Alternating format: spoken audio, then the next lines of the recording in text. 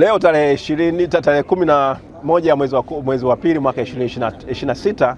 Mahakama Kuu ya Tanzania inayokaa masjala ndogo ya Dar es Salaam inayosikiliza kesi ya jinai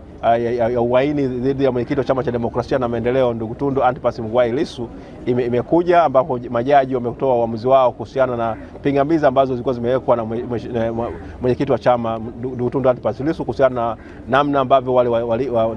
mashahidi ambao hawajalindwa na amri ya mahakama au ambao wamelindwa na amri ya mahakama wanatakiwa kuweza kutoa ushahidi wao. Sasa mahakama imekubaliana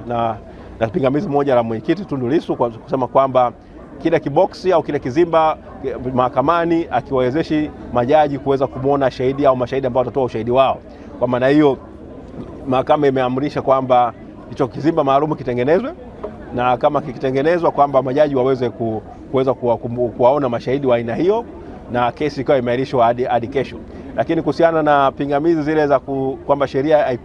haikutangazwa kwenye gazeti la serikali na kwamba zile nafuu ambazo upande wa mashtaka wanataka kuzitumia, mahakama imesema inabadilisha ile amri ya Jaji Mtembwa na kuweza kuamrisha kwamba basi kile kizimba kiwepo, wale mashahidi ili kuficha wao utambulisho wao usiweze kuonekana, lazima watoe ushahidi wao kupitia kizimba maalum. Kwa hiyo ikawa ni kwamba hiyo ni hoja ambayo ilijitokeza, na mwisho wa siku Mheshimiwa Lissu alikuwa amepinga kwamba kesi isiahirishwe hadi kwa muda mrefu, kwa sababu kwamba yeye yuko ndani, anajiona yeye kabisa kwamba hana hatia. Sasa wale ambao wanamshtaki wao wanatumia mambo ya maahirisho na nini kama njia mojawapo ya kuweza kumwadhibu na kumfanya kuonekana kwamba ana hatia. Mwisho wa siku majaji wamesema kwamba sawa, kesi inaahirishwa kwa leo tu na itaendelea kesho, haijalishi ni kwamba kuna mashahidi ambao ni